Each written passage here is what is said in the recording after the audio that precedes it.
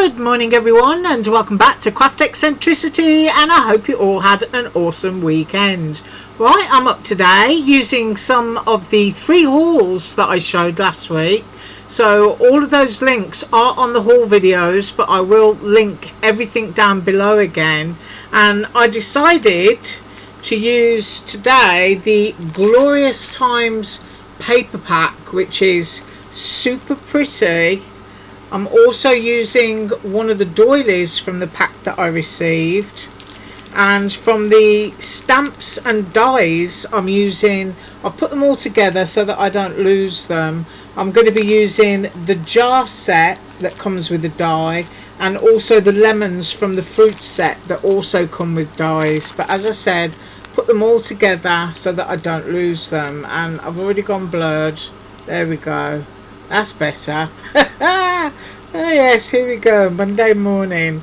I'm also using that little sort of wildflower sprig, which is all connected, and I'm also using the fruit slice. Now this can be lemon slice, orange slice, lime slice, grapefruit slice. It could even be a tomato, I'm sure. Yeah, I think a bit of finagling, you could actually turn that into a tomato slice if you wanted to. But today I am doing lemons. Right, I'm just going to pause while I move these and I'll be right back. Right, as I was saying, I have done my best to be organised today. So first up is my card base.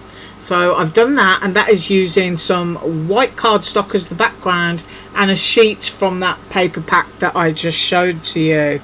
We've also used the jar stamp, and I have already stamped that, and it stamps absolutely beautifully. So you can see we're going to start building our card here. I also did the lid just using some Touch 5 markers, and the lid will go onto there. And I've also coloured my little lemons using 3 shades of yellow in Touch 5 markers, and they will go inside of my jar. So that is the jar that's done, and that's basically how it goes together. But getting my nails under there because they're nice and short, I want a background of those lemon slices. So what I did was, using the same colour alcoholic markers, you can see I've used white cardstock here, and I've coloured them in, and I kind of want to make a framework. You can cut them in half as well, of some of the lemons that I've done. So I'm just going to dot those around and find out how I like them. And what I will be doing with those is popping them all onto foam pads, because I want to put my jar down, I think, pretty central, and I want to put my jar down flat. So I'm going to put foam pads on here, and I'll be right back. Right, so I've got foam pads and I've stuck them all into the centre just in case I want to overlap. So there's just one foam pad on each of my pieces of fruit. I've got my jar and I've put that down towards the top, and I've got it in the centre. And so it's like taking your lemons and sort of flower arranging with them, and getting your fruit slices in there. And basically I just kind of want to build a frame around my jar. But as I said, I've used the same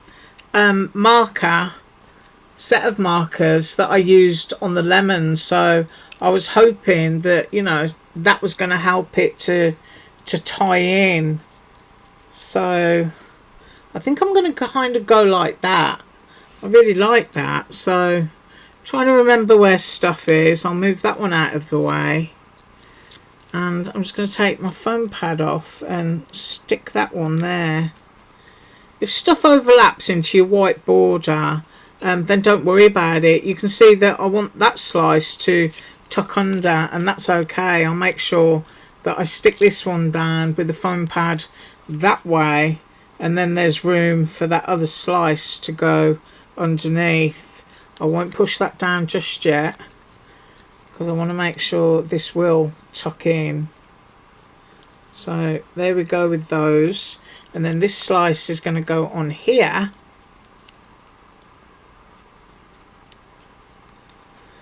and they're not absolutely flat, if you know what I mean, which is quite nice. Quite like that. And then this one is going to kind of tuck in and over on that one. So I'm going to move my little slices. I'm going to put my big ones down first. I'm going to go there. Really quick card.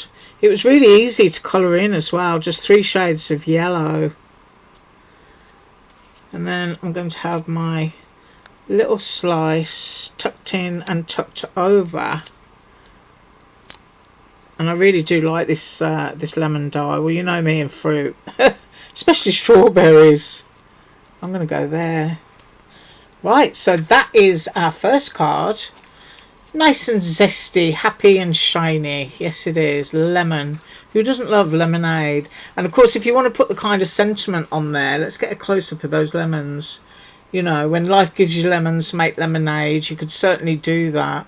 And there's also room to put a little sentiment up there, or onto a little tag if you want to tie string around the lid. So that is my first one. The next one that I'm going to do, using the same set again, but this time it's going to be pretty and a little bit shabby. So I'm just going to clear out all my stuff off my table, and I'm going to be right back. Okay, so once again, using a sheet of cardstock from that pack as my card base. This time we're going to go long ways around. The other one was landscape, this one is portrait. And, you know, I get my camera down as close as I can so that you can see everything. So it doesn't always show the edges. Right, so this is where we're going to use one of the doilies. So I'm going to have a doily on there. This one's, as I said, very pretty, very shabby. And then I've used that sprig, that flower sprig, and I've cut it apart. And the reason that I've cut this one apart, I've coloured this in using markers as well, is because I want it to fit inside of my jar. And as a whole piece, it went outside the width of the neck of the jar, if you know what I mean. But you don't have to waste your pieces, you can keep them all together. And this is the jar that I did. So what I did with this was I stamped it, but I masked it off. If I show you the lemon jar, you'll see, so that you haven't got any of the lines up here, which of course go behind the lid. So I got rid of those, because if I'd have done that, let's get a close-up, it would have gone straight through her head and her face, and I didn't want that. So I've just got my little outline at the base of the jar and kept her face and those butterflies free.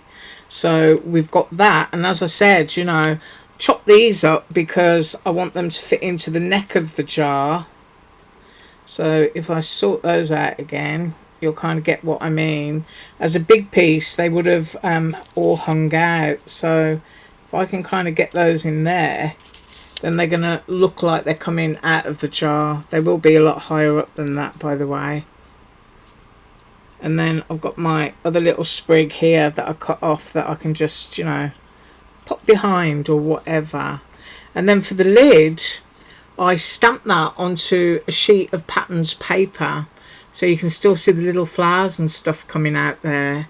And because I've got my flowers coming out of my jar, I wanted to have my jar, you know, looking like it was taken off and just put down there.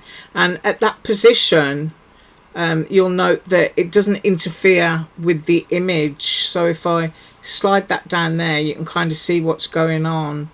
But then I fussy cut from a scrap that comes from this sheet of paper, and I cut out 2 little butterflies and glued them on top of each other. And I intend to kind of fix that, you know, like on the lid.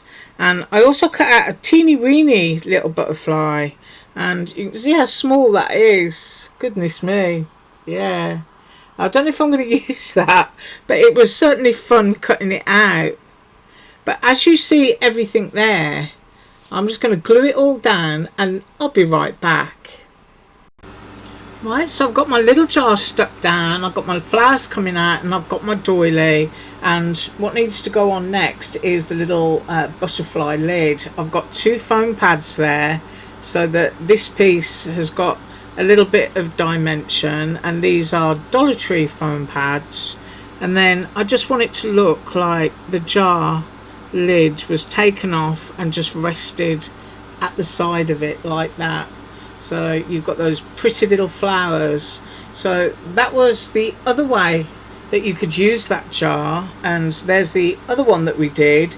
So whether you want to be pretty, bright and happy, cartoony, whatever your style is, it's just a really lovely set, really lovely. And the papers are beautiful because you can see that they've gone from shabby but can also be used really bright and happy.